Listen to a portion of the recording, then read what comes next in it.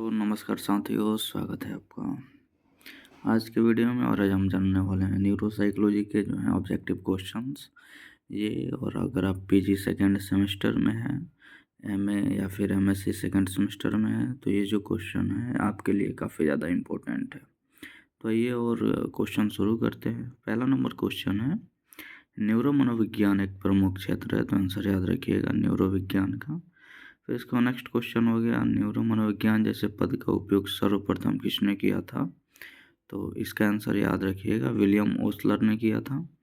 फिर तीसरा क्वेश्चन हो गया, व्यवहार का स्रोत मस्तिष्क होता है, जैसे कथन का संबंध किससे है? तो इसका आंसर याद रखिएगा मस्तिष्क प्रकल्पना ब।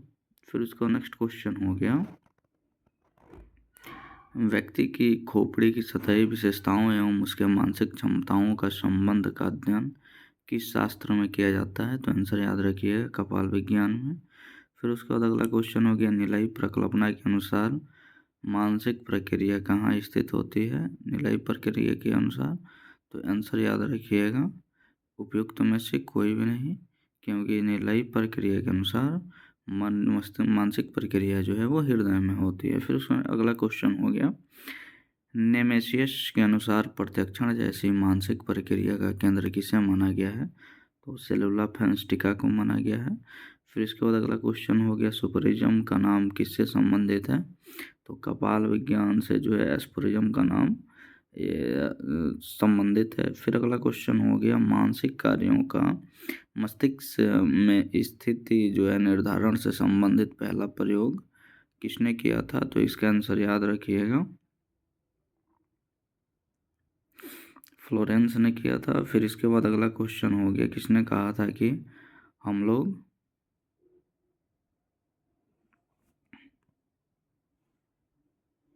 अपने बाएं गोलार्ध की प्रबलता के कारण बोल पाते हैं? तो पॉल ब्रोका ने कहा था। फिर अगला क्वेश्चन हो गया, मस्तिष्क कॉर्टेक्स में भाषा का अनुक्रमिक संसाधन का संप्रत्यय का प्रतिपादन किसने किया था?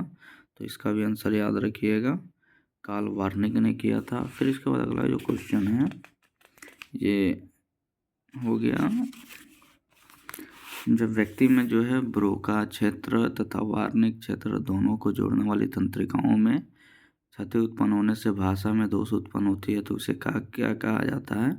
तो आंसर याद रखिएगा संवहन एफासिया कहा जाता है। फिर इसके बाद नेक्स्ट क्वेश्चन हो गया, इनमें से कौन सा वार्निक एफासिया है? तो धारा प्रवाही एफासिया। फिर उसके बाद अगला क्वेश्चन हो गया, गोल्ज ने अपने प्रयोगात्मक अध्ययन से जिन तथ्य का जो है पुष्टि किया था, उससे किस तरह के विचार को जो है समर्थन मिलता है? तो स्थान निर्धारण विरोधी सिद्धांत को। फिर उसके बाद अगला क्वेश्चन हो गया, गुब्बारा सिद्धांत निम्न में से कौन सा कथन जो है सही है? तो आंसर याद रखिएगा वेंट्रिकल से तरल पदार्थ तंत्रिका द्वारा प्रवाहित होते हुए मांसपेशियों तक पहुंचाता है। फिर इसके बाद अगला क्वेश्चन हो गया, न्यूरॉन पद का प्रतिपादन किसने किया था? तो आंसर याद रखिएगा विलियम जो है वाल्डेयर ने किया था। फिर इसके बाद अगला क्वेश्चन हो गया, आधुनिक मनोविज्ञान के विकास में निम्नलिखित में से किसका योगदान जो है स्पष्ट रूप से कुछ नहीं है? तो इसका भी आंसर याद रखिएगा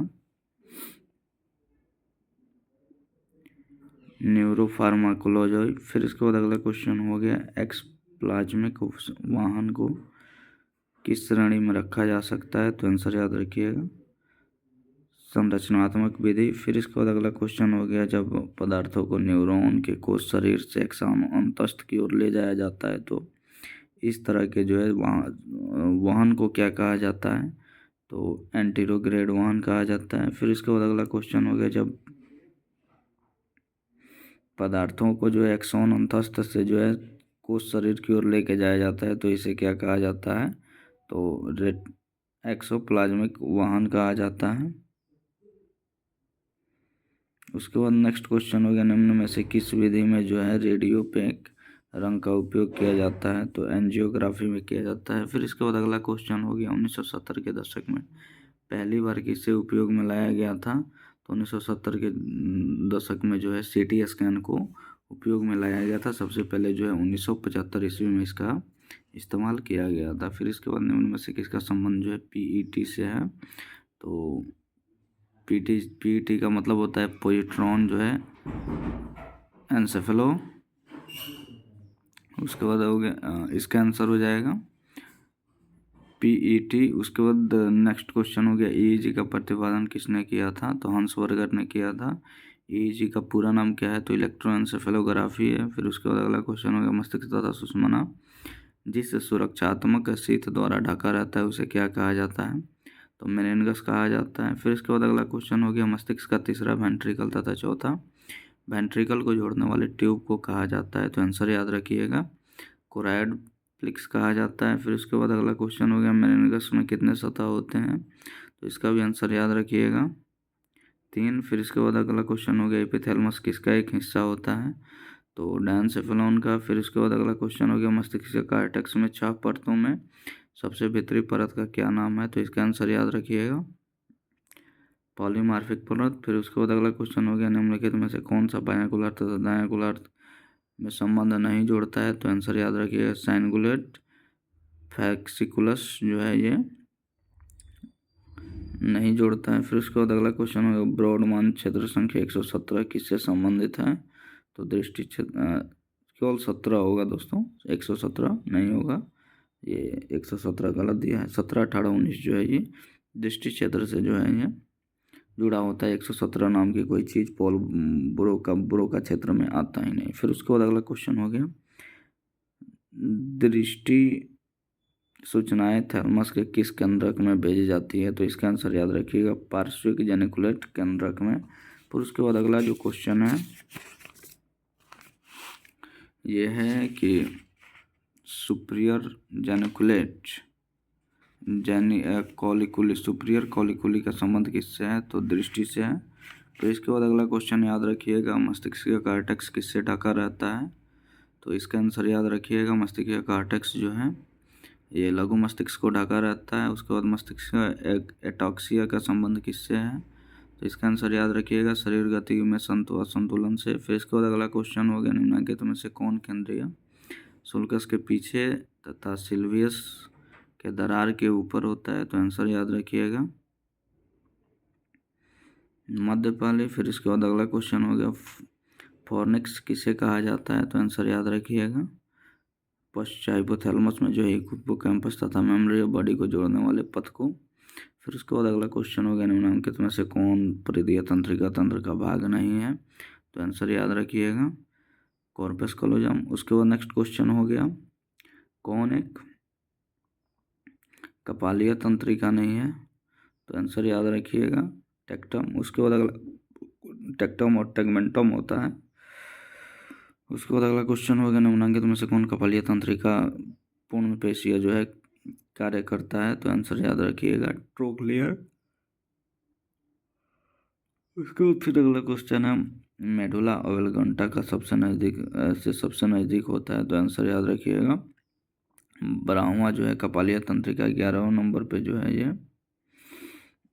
ओब्लांगेटा से जो है सबसे जो है ये आता है। उसके बाद नेक्स्ट क्वेश्चन हो गया मेरुदंडीय तंत्रिका में की कुल संख्या कितनी है? तो 31 जोड़े। फिर उसके बाद अगला क्वेश्चन हो गया सर्वाइकल मेरुदंडीय तंत्रिका की संख्या कितनी होती है? तो आंसर याद रखिएगा 8।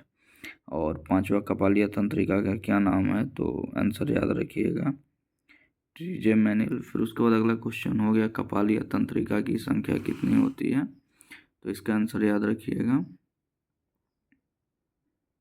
12। फिर उसके बाद 9वां कपालीय तंत्रिका तंत्र का क्या नाम है? तो ग्लासोफेरिनिकल। उसके बाद अगला क्वेश्चन हो गया लुम्बक क्षेत्र में जो है मेरुदंडीय तंत्रिकाओं की संख्या कितनी होती है? तो 5 होती है। फिर उसके बाद अगला क्वेश्चन हो गया मेरुदंडीय तंत्रिका में सुषुम्ना में प्रवेश करने से पहले कितने भागों में बढ़ जाते हैं? तो 2 भागों में। और फिर उसके बाद अगला क्वेश्चन हो गया मेरुदंडीय तंत्रिका का दार्शल भाग जो है किस तरह का कार्य संपन्न होता है?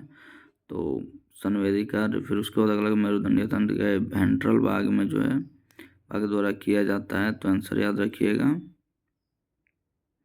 पेशीय कार्य। फिर उसके बाद अगला क्वेश्चन होगा निम्न में से किसे जो है थोरिकी के लुम्बक तंत्र कहा जाता है? तो आंसर याद रखिएगा अनुकंपी तंत्रिका तंत्र। फिर उसके बाद अगला क्वेश्चन हो गया निम्न में से किसे के द्वारा जीव की गतियों का संचालन एवं नियंत्रण होता है? तो हाइपोग्लोसल। उसके बाद अगला क्वेश्चन हो गया सैक्रल क्षेत्र में मेरुदंडीय तंत्रिकाओं की संख्या कितनी है, तो इसका आंसर याद रखिएगा 10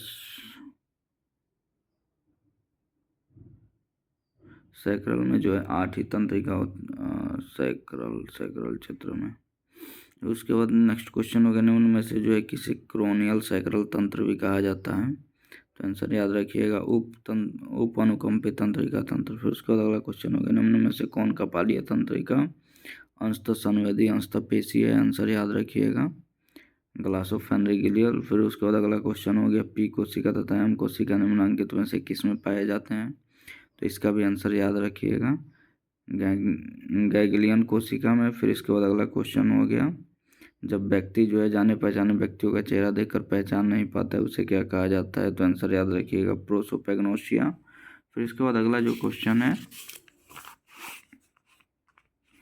यह है ऑर्गन ऑफ कोर्टी एक भाग है, तो आंसर याद रखिएगा अंतःकरण का। फिर उसके बाद अगला क्वेश्चन हो गया, थैलमस का लेटरल जेनिकुलेट न्यूक्लियस का संबंध किससे होता है, तो दृष्टि प्रत्यक्षण से। फिर इसके बाद अगला क्वेश्चन हो गया, कान में आंतरिक केश कोशिकाओं की संख्या लगभग कितनी होती है, तो आंसर याद रखिएगा 12,000। फिर उसके बाद अगला क्वेश्चन हो गया, द्वार नियंत्रण सिद्धांत का संबंध निम्न में से किसके द्वारा होता है, तो आंसर याद रखिएगा दर्द संवहन से। उसके बाद हो गया, निम्नलिखित में से किन की संख्या जो है सबसे अधिक है, तो आंसर याद रखिएगा फॉर्म पोपुले की।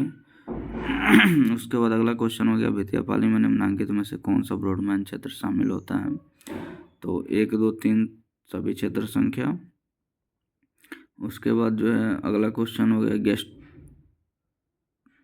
गेस्टमान संलक्षण में जो है कौन सम्मिलित नहीं होता है, तो आंसर याद रखिएगा एप्रोक्सिया सम्मिलित नहीं होता है। फिर उसके बाद हो गया, बैलेंस संलक्षण उत्पन्न होता है, तो भितिया पाली की जो है क्षति से रेखा द्विभाजन परीक्षण द्वारा मापा जाता है, तो अति पार्श्विक उपेक्षा। उसके बाद अगला क्वेश्चन हुआ है, गेस्टमान संलक्षण उत्पन्न होता है, तो बायां भितिया पाली में जो है संलक्षण से। फिर इसके बाद अगला क्वेश्चन हो गया, अग्रपाली में निम्नलिखित में से ब्रॉडमैन का क्षेत्र संख्याओं का जो है कौन सेट सम्मिलित होता है, आंसर याद रखिएगा क्षेत्र संख्या 4, 6 और 32। उसके बाद अगला क्वेश्चन हो गया,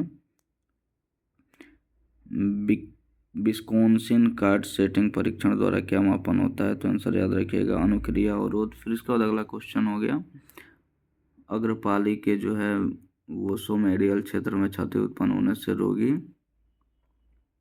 में किस में जो है परिवर्तन होता है, तो आंसर याद रखिएगा व्यक्तित्व में। फिर इसके बाद अगला क्वेश्चन हो गया, अग्रपाली में डार्सोलेटरल संबंध में क्षति उत्पन्न होने पर रोगी में जो है किस तरह का परिवर्तन उत्पन्न होता है, तो आंसर याद रखिएगा बुद्धि में। फिर उसके बाद अगला क्वेश्चन हो गया, प्रमस्तिष्क की सममिति के अध्ययन की शुरुआत की जड़ निम्नलिखित में से किससे जो है मुख्य रूप से संबंधित है, तो आंसर याद रखिएगा मार्कडेक्स से। फिर इसके बाद अगला क्वेश्चन हो गया, निम्नलिखित में से किसने सबसे पहले बताया था कि बायां गोलार्ध का प्लानम टेम्पोरल दायां गोलार्ध के जो है प्लानम टेम्पोरल से 1 सेंटीमीटर बड़ा होता है, तो गैडविस और लोविस्टकी ने बताया था। फिर इसके बाद अगला क्वेश्चन हो गया, निम्नलिखित में से किसमें भूरा पदार्थ ज़्यादा पाया जाता है, तो बायां गोलार्ध में। फिर इसके बाद अगला क्वेश्चन हो गया, सामान्य व्यक्तियों में जो है दृष्टि तंत्र में जो है प्रमस्तिष्क असम्मिति का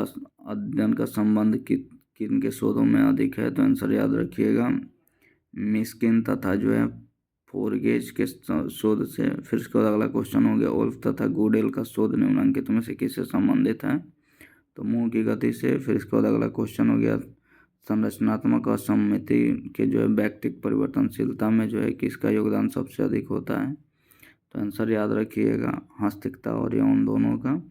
फिर इसके बाद अगला क्वेश्चन हो गया, किसने सबसे पहले यह खोज किया था कि महिलाओं का जो है स्पेनियल पुरुषों के स्पेनियल से जो है सार्थक रूप से बड़ा होता है, तो आंसर याद रखिएगा लोकोस्टे, उत्तम सिंह तथा होलवे ने। फिर इसके बाद हो गया, कॉर्पस कॉलोजम के पश्चभाग को कहा जाता है, तो एस्पेनेलियम कहा जाता है। फिर इसके बाद अगला क्वेश्चन जो है हमारा निम्नलिखित में से कौन सा जो है कैंसर उत्पन्न करने वाला ट्यूमर होता है, तो आंसर याद रखिएगा घातक ट्यूमर। उसके बाद अगला क्वेश्चन हो गया, मेटास्टैटिस की उत्पत्ति जो है किस तरह के ट्यूमर से होता है, तो मेटास्टैटिक ट्यूमर से। फिर उसके बाद अगला क्वेश्चन होगा निम्न में से कौन सा गंभीर ट्यूमर जो है सबसे गंभीर होता है, तो आंसर याद रखिएगा गीलोमाज। उसके बाद अगला क्वेश्चन हो गया बच्चों में निम्नलिखित में से कौन सा दौरा जो है अधिक उत्पन्न होता है, तो आंसर याद रखिएगा पेटिरमल दौरा। लेकिन अभी DSM-5 में जो है दौरा के जो है ये उपभाग को करीब करीब ख़त्म कर दिया गया है, सिजोफ्रेनिया के उपभागों को करीब करीब ख़त्म कर दिया गया है। उसके बाद अगला क्वेश्चन हो गया निम्नलिखित में से कौन जो है सर्वाधिक विषजन्य होता है, तो फ्री रेडिकल्स। उसके बाद अगला क्वेश्चन फ्री रेडिकल्स में जो है आपके बाल वगैरह सारे झड़ जाते हैं। फेनिल केटोन्यूरिया निम्नलिखित में से किस श्रेणी की विकृति है, तो आंसर याद रखिएगा वंशागत चयापचय विकृति। उसके बाद अगला क्वेश्चन हो गया निम्नलिखित में से कौन सा रोग प्रायः महिलाओं में उनके 20 से 30 साल की आयु में होती है, तो बहुतक दृढ़न। उसके बाद अगला क्वेश्चन हो गया निम्नलिखित में से किस रोग से जो है पूरा मस्तिष्क से संक्रमित हो जाता है, तो इंसेफ्लाइटिस में। उसके बाद अनियंत्रित झटकेदार शारीरिक गतिविधियों का संबंध किस रोग से होता है, तो आंसर याद रखिएगा हटकिंसन से। हटकिंसन रोग की उत्पत्तिगत संबंध निम्नलिखित में से किस में ह्रास होने से है, तो काउडेट न्यूक्लियस और पुटामेन दोनों में ही। उसके बाद पार्किंसन रोग के उपचार में किसकी भूमिका जो है अहम होती है, इसका आंसर याद रखिएगा एल डोपा की। तो दोस्तों वीडियो पसंद आया हो तो लाइक सब्सक्राइब जरूर, चैनल वीडियो लाइक करना, दोस्तों के साथ शेयर जरूर करना।